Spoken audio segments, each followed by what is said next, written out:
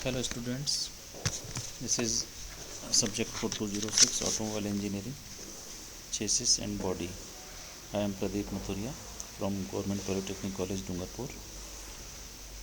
आज हम इस यूनिट का ऑटोमोबाइल का जो आपका सब्जेक्ट है उसका फर्स्ट यूनिट का second topic chassis and body लेंगे। चेसिस एंड बॉडी क्या है?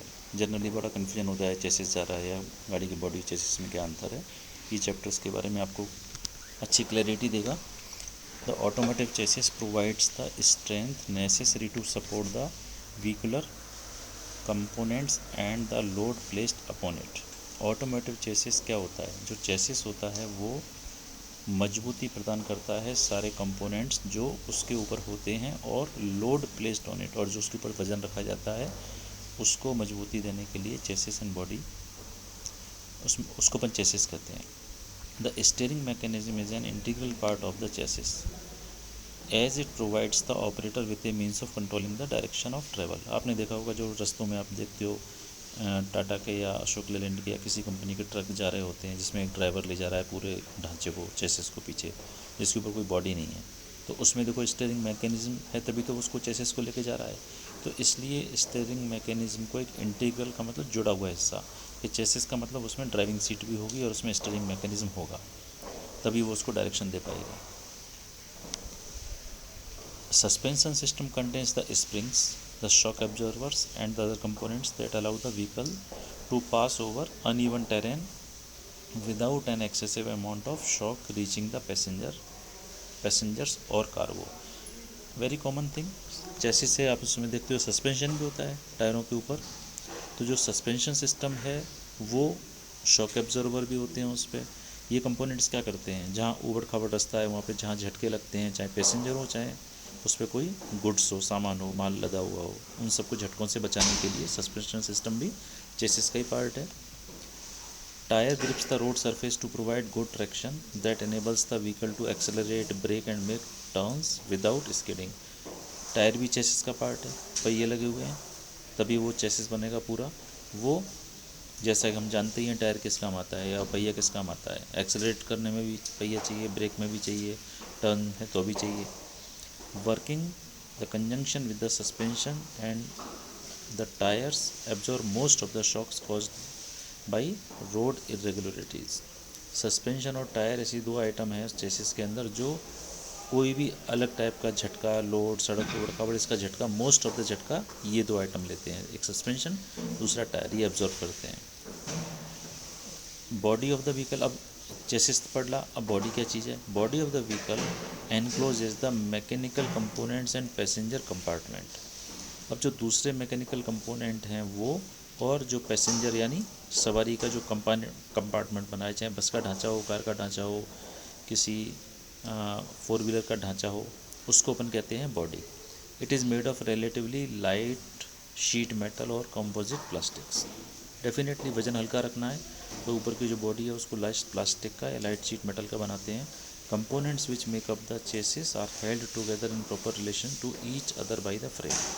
जो कंपोनेंट्स हैं जो चेसिस बनाते हैं वो मजबूती से बंधे होते हैं फ्रेम के साथ। जो नीचे का मुख्य फ्रेम होता है उसके साथ में ये सारे पार्टों को जोड़ के अपन कहते हैं ये चेसिस हो गया। और चेसिस में आपने सस्पेंशन का सिस्टम, टायर का, स्टीयरिंग मैकेनिज्म जोड़ दिया, then becomes the chassis. Frame क्या चीज़ है? जैसे पीछे आपने देखा ना कि फ्रेम के ऊपर पार्ट जोड़ दिए गए, तो इसका मतलब बॉडी अलग हो गई, चेसिस एक पूरा ग्रुप हो गया। अब फ्रेम क्या है? अकेला फ्रेम है। Separate frames and body type of vehicles construction is most common technique used when producing most full sized and cargo vehicle. Body और फ्रेम दोनों अलग अलग, ये कंस्ट्रक्शन बहुत कॉमन टेक्निक है आज के टाइम में बड़े साइज के कार्गो व्हीकल बढ़ाने के लिए। In this type of construction the frame and the vehicle body are made separately. Frame अलग बनेगा और व्हीकल बॉडी अलग बनेगी, and each is a complete unit by itself. वो दोनों अपनी अपनी कंप्लीट यूनिट भी है साथ में। फ्रेम अलग है और बॉडी अलग है। The frame is design to support the weight of the body and absorb all the loads imposed by the terrain. Terrain का मतलब कोई भी ऐसा ऊबड़ खाबड़ एरिया या रफ एरिया या पहाड़ी एरिया या सड़क। Imposed by the terrain, suspension system, engine, drive train and steering system and the body merely contains and some cases protects the cargo। Frame को ऐसा बनाया जाता है कि जो वेट लेगा और सपोर्ट करेगा बॉडी का and absorb all the loads imposed by terrain, रास्तों के कारण से आने वाले किसी भी तरीके के झटकों को, लोड को एडजस्ट करेगा। सस्पेंशन सिस्टम का भी जो कोई भी ट्रांसफ़र होगा लोड उसका भी लेगा। ड्राइव टेरेन मतलब ट्रांसमिशन का, स्टीयरिंग सिस्टम का and the body merely contains and in some cases protect the cargo, और उसका सामान का बचाव भी करता है। तो फ्रेम के बहुत सारे काम हो गए। The body generally is bolted to the frame, जो मुख्य बॉडी होती है वो उस फ्रेम से ही अटैच होती है। Body generally is bolted to the frame at the few points to allow for flexure of frame and to distribute the loads to the intended load carrying members. जो body है, ऐसा तो नहीं है कि पूरी बॉडी ऐसे बनाएंगे कि पूरा लोड एक ही जगह फ्रेम पे आ जाए। आप बस देखते हो सीटें पे एक्सपेंडेड होती हैं, पूरे में इवनली डिस्ट्रीब्यूटेड लोड किया जाता है। The components of this type frame are as follows. अब आप देखिए टॉर्क फ्रेम, क्रॉस मेंबर, नीचे का जो है, जो आप नीचे का हिस्सा देख रहे हैं ये वाला, ये फ्रेम है, ये ऊपर की बॉडी है। अब फ्रेम का शेप ऐसा भी हो सकता है, फ्रेम का शेप ऐसा भी हो सकता है। ये अकेला चेसिस नहीं है, इस पर जब पहिए लग जाएंगे, सस्पेंशन सिस्टम लग जाएगा, ड्राइविंग सीट लग जाएगी और स्टीयरिंग लग जाएगा, then it will become chassis. ये इसके कंपोनेंट्स पर आप और देखिए फ्रेम के कंपोनेंट्स। इसको अपन साइड मेंबर कहते हैं। अभी आप अपन आगे पढ़ेंगे साइड मेंबर का क्या लोड हो रहा है, क्या देखिए यहाँ पे चौड़ाई भी अंतर याद रखिएगा। ये चौड़ाई ज़्यादा है, ये चौड़ाई कम हो रही है यहाँ पे, और यहाँ पे फ्रंट के हिस्से की चौड़ाई और कम है। आप गैस कर सकते हैं ये फ्रंट की चौड़ाई कम क्यों है। यहाँ देखिए, आप जब गाड़ी मुड़ती है तो ये पहिए तो फिक्स हैं दोनों पीछे वाले, ये तो ऐसे ही चलते रहेंगे, लेकिन अगले पहिए मुड़ते हैं लेफ़्ट राइट होते हैं, तो उसको जगह चाहिए मुड़ने के लिए। जब गाड़ी राइट टर्न लेगी तो ये हिस्सा बाहर जाएगा और ये हिस्सा अंदर आएगा, तो यहाँ पे जगह चाहिए, तो फ्रेम का मुँह आगे से पतला रखा जाता है। इसको वैसे इसके बहुत प्रोनाउंसिएशन है, ये फ्रेंच वर्ड है, ये अपन यहाँ इसको भी गैस प्लेट नहीं बोलेंगे, ये जो गैस प्लेट कहेंगे इसको, वैसे गैसेट प्लेट है। तो ये जो प्लेट है ये बीच की हो गई, जहाँ से साइज कम होना शुरू हुआ है, और इसको अपन क्रॉस मेंबर कहते हैं। तो याद रखने के लिए side member, gas plate and cross member. Side members are और rails are the heaviest part of the frame. ये जो साइड मेंबर है ये सबसे हैवी पार्ट होता है, क्योंकि इंजन भी इसी पे टिका होता है। The side members are shaped to accommodate the body and support the weight. Side they are narrow in front towards the front of the vehicle to permit a shorter turning radius of the wheels। अपन ने देखा, अभी discuss किया ना कि अगला हिस्सा short इसलिए narrow रखा जाता है ताकि गाड़ी के पहिए मुड़ने के लिए जगह ले सकें। And the when by under the main part of the body where the body is secure to the frame. और जो पिछला हिस्सा होता है वो चौड़ा होता है, जिसके ऊपर पूरी बॉडी आती है। Side members, trucks and trailers commonly have frames with straight side members to accommodate several design of bodies. अब ट्रक और जो ट्रेलर होते हैं उनके जनरली फ्रेम होते हैं वो स्ट्रेट साइड मेंबर्स होते हैं टू एकोमोडेट सेवरल डिज़ाइन। बहुत सारे उन पर पार्ट्स अटैच होते हैं, उन पर गैस की टंकी भी होती है या फ्यूल की टंकी भी होती है, टायर का स्टेपनी भी लटका होता है, जो कि उसको एडेड स्ट्रेंथ देते हैं और हैवी लोड के लिए। क्रॉस मेंबर था जो हॉरिजेंटल हो रहा है, दोनों को मिला रहा है। Cross members are fix to the side members to prevent weaving and twisting of the frame. अब फ्रेम है वो मड़े नहीं, उसके लिए बीच में साइड मेंबर लगाते हैं। जैसे चढ़ने वाली सीढ़ी होती है, 2 वर्टिकल हैं, बाकी सब हॉरिजेंटल करते हैं ताकि सीढ़ी हिले नहीं। The number, size and the arrangement of the cross member depend on the type of vehicle for which the frame was designed. अब कितने पीस लगाएंगे, 1 2 3, ये कितना लोड होगा, कौन सी गाड़ी है, क्या साइज रहेगा, वो उसके आधार पर डिसाइड किया जाता है। Cross members usually A front cross member supports the radiator and the front of the engine. अब जो फ्रंट में क्रॉस मेंबर होता है वो सपोर्ट करता है रेडिएटर को और इंजन को। तो सामने की तरफ एक क्रॉस मेंबर लगा होगा। रियर क्रॉस मेंबर अगर पीछे की तरफ लगा हुआ है, it support the fuel tank and rear trunk on passenger cars and the tow bars connection for trucks. Tow bar connection जो पीछे ट्रक खींचते हैं तो उसके लिए आप पीछे क्रॉस मेंबर लगा दो। लगेज में जो डिक्की जो ट्रंक कहते हैं, कार की डिक्की, वहाँ पर एक लगा दो ताकि लगेज का सपोर्ट हो जाएगा। एक सामने लगा दो। बहुत ज़्यादा भी नहीं लगाने हैं और बहुत कम भी नहीं लगाना है। कम लगाएंगे कमज़ोर रहेगी गाड़ी, ज़्यादा लगाएंगे वेट बढ़ेगा अननेसेसरी। तो ये कॉम्प्रोमाइज़ रखा जाता है डिज़ाइन के हिसाब से। दूसरा, additional cross members are added to the frame to support the rear of the engine और पावर ट्रेन कंपोनेंट्स। अगर एडिशनल लगाया गया है, जैसे इंजन हैवी है तो एडिशनल लगाना पड़ेगा, कोई गियर बॉक्स एक्स्ट्रा है तो उसके लिए एक्स्ट्रा लगाना पड़ेगा। ये जो गसेट प्लेट्स था, they are angular piece of metal used for additional reinforcement on heavy duty truck frame. जो वो प्लेट लगाई गई थी जो हॉरिजेंटल थी, नॉट क्रॉस मेंबर, वो प्लेट्स एक्स्ट्रा लगाई जाती हैं उस ट्रक को या उस फ्रेम को ज़्यादा मजबूती देने के लिए। Then body structure, it needs to be strong and rigid enough to contain the weight of the cargo and resist any dynamic loads associated with cargo handling and cargo movement during vehicle operation and to absorb shocks and vibration transferred from the frame। बहुत simple चीज़ है। Cargo यहाँ पे मन लिखते हैं सामान ले जाने वाले बड़े ट्रक क्यों मान लीजिए, चाहे वो पैसेंजर हो, चाहे वो ट्रक हो, चाहे बस हो। इसमें बॉडी स्ट्रक्चर मजबूत इसलिए होना चाहिए क्योंकि डेफिनेटली वो सामान को हैंडल कर रहा है, अंदर बहुत मशीनें भरी हुई हैं, लोग बैठे हुए हैं, छत पे सामान रखा हुआ है, तो इस सब मूवमेंट को वो ले सके, झटके भी आएंगे उसके ऊपर उसको भी सहन कर सके, वाइब्रेशन आएंगे जो ट्रांसफ़र होंगे फ्रेम से वो भी सहन कर सके। तो बॉडी स्ट्रक्चर मजबूत होना चाहिए, ये नहीं एक छोटे झटकों में मुड़ जाए या बैंड हो जाए या आवाज़ करने लगे। Particularly under severe operating condition the body structure may be subjected to some torsional loads that are not absorb completely by the frame. कई बार क्या होता है, गाड़ी के पहिए इतने ऊंचे नीचे चढ़ते हैं इधर कि आपका फ्रेम उतना लोड नहीं ले पाता। उस समय बॉडी अगर मजबूत है तो वो गाड़ी बिना चरमराए, बिना बेंड खाए आराम से वहाँ से निकल जाएगी। चूँकि लोडेड ट्रक है, कई बार ऐसा लोडेड ट्रक का पहिया अंदर खड्डे में चला जाता है अचानक, तो या तो फ्रेम बेंड खाएगा, अगर मजबूत बॉडी है ऊपर की तो वो फ्रेम को भी सपोर्ट करेगी। This basically applies to heavy truck and not passenger vehicle. ये चीज़ जनरली हैवी ट्रक के लिए एप्लीकेबल होती है, छोटे पैसेंजर व्हीकल्स के लिए नहीं होती। Separate body and frame construction. अब एडवांटेज क्या है बॉडी अलग बनाना और फ्रेम अलग बनाने का? एक तो था मोनोक जिसके अंदर वो कंप्लीट एक सिंगल जो कंस्ट्रक्शन होता है, लेकिन सेपरेट बनाने का क्या फ़ायदा है? Advantage of the separate body and frame construction as follows, each of mounting and dismounting the body structure. Separate, ease का मतलब ईजी, माउंटिंग और डिसमाउंटिंग करने में बॉडी को अलग हटाना और रखना दोबारा फ्रेम पे ईजी हो जाता है। Versatility, various body types can be adapted to standard truck chassis. Truck का चेसेस है उस पर आप अलग अलग शेप के ऊपर का स्ट्रक्चर चाहते हो, कोई बंद ट्रक चाहेगा, कोई हाफ डाला, कोई ढका हुआ, कोई स्क्वायर बॉक्स चाहेगा, कोई बोलेगा 2 सेक्शन चाहिए, कोई बोलेगा मुझे टैंक चढ़ाना है दूध का, कोई बोलेगा पेट्रोल का चढ़ाना है। तो सेपरेट फ्रेम और बॉडी होने का ये फ़ायदा है कि एक ही चेसिस पे आप अपनी ज़रूरत के हिसाब से अलग अलग बॉडी टाइप के माउंटिंग कर सकते हैं। Strong rug designs are achieved easily, however vehicle weight is increase. बहुत अच्छे बहुत मजबूत डिज़ाइन बनाया जा सकता है।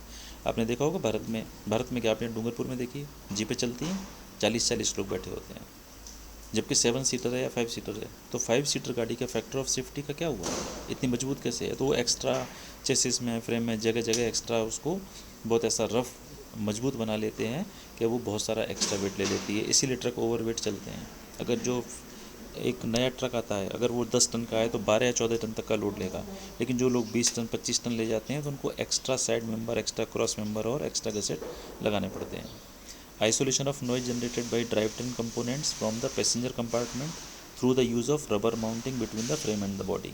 अब आपने देखा हुआ इंजन है, शोर करता है बहुत, गियर है, गियर बॉक्स शोर करता है, आवाज़ आती है, तो पैसेंजर कंपार्टमेंट में आवाज़ कम जाए इसके लिए फ्रेम और बॉडी के बीच में रबर के माउंटिंग्स होते हैं, जिसकी वजह से वाइब्रेशन या आवाज़ काफ़ी हद तक कम हो जाती है। Simplistic design that yields a relatively expensive and easy manufacturing process. एक सिंपलिस्टिक डिज़ाइन हो गई, मैन्युफैक्चरिंग प्रोसेस भी ईजी हो गया। Frame member serve as support to which springs, independent suspensions, radiators, transmission may be attached. Frame member जो है वो support करता है स्प्रिंग्स को, सस्पेंशन को, इंडिपेंडेंट अलग अलग शॉकर्स को, रेडिएटर को एंड गियर बॉक्स को। तो ये इसका एक अपना इस्तेमाल है। इसी तरह से additional brackets, riggers and engine supports are added for the mounting of running boards, longitudinal springs, bumpers, engine towing blocks, shock observers, gas tank, spare tyre. ये सब चीज़ें उसी फ्रेम पे अटैच होती हैं। तो ये लोड चेक करने के लिए देखिए फ्रेम की कितनी मजबूती चाहिए, तो फ्रेम के साथ में बॉडी एक्स्ट्रा मजबूती करेगी, लेकिन ये सब लोड की ज़रूरत होती है। इंटीग्रेटेड बॉडी, अब ये था, अभी तो अपन ने पढ़ा जॉइंट। अब मान लीजिए हम जानना चाहें कि इंटीग्रेटेड क्या है। यहाँ तो बन रहे हैं अपन अलग अलग, जिसमें फ्रेम अलग है, बॉडी अलग है, और दोनों को जोड़ दिया। लेकिन इंटीग्रेटेड फ्रेम बॉडी जब अपन बनाते हैं, जिसको अपन मोनोक्यूब बोलते हैं, integrated frame and body type of construction also referred to as a unitized construction combines the frame and body into a single one piece structure। यहाँ पर हम बॉडी और फ्रेम एक साथ ही बना रहे हैं, वो अलग अलग नहीं है। तो जितने भी पीछे फ़ायदे थे वो अलग अलग के थे। अब फिक्स अगर अपने बॉडी एक बार बना ली तो अब देखो पीछे जितने फ़ायदे थे वो इसके नुकसान हो गए। इंटीग्रेटेड में क्या होगा? This is done by welding the components together by forming or casting the entire structure as one piece or by combination of these techniques। इसमें पूरी बॉडी और फ्रेम पूरा स्ट्रक्चर एक ही होता है, कंपोनेंट्स उस पर जुड़े हुए होते हैं। Simply by welding a body to a conventional frame however does not constitute an ये कुछ बाकी रह गया है।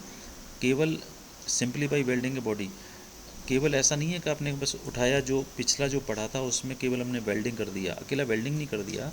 आप उसको देखिए, शेप कंप्लीट ऐसा बन गया जिसमें आपको ये नहीं पता पड़ेगा कहाँ फ्रेम है और कहाँ बॉडी है। ये अंदर फ्रेम है और इसी के ऊपर बॉडी वेल्डेड है कंप्लीट। यहाँ भी देखिए आपको ऐसा लगेगा कि कुछ है, यहाँ पे पूरी बॉडी को ही ऐसा बनाया गया है जो फ्रेम की तरह मजबूती ले रही है। In a truly integrated structure, the entire frame body unit is treated as a load carrying member that reacts to all loads experienced by the vehicle, road loads as well as cargo loads। अब यहाँ देखिए आप, इस गाड़ी में अगर कोई यहाँ पे सामान है या कोई बैठा है तो पूरी बॉडी ही लोड ले रही है। यहाँ ऐसा नहीं है कि फ्रेम लोड ले रहा है, पूरी बॉडी ही एज ए सिंगल यूनिट उसका लोड लेती है। Integrated type bodies for wheeled vehicles and fabricated by welding performed metal panels. Metal panels को वेल्डिंग कर करके पूरी ऐसी सिंगल बॉडी बनाई जाती है।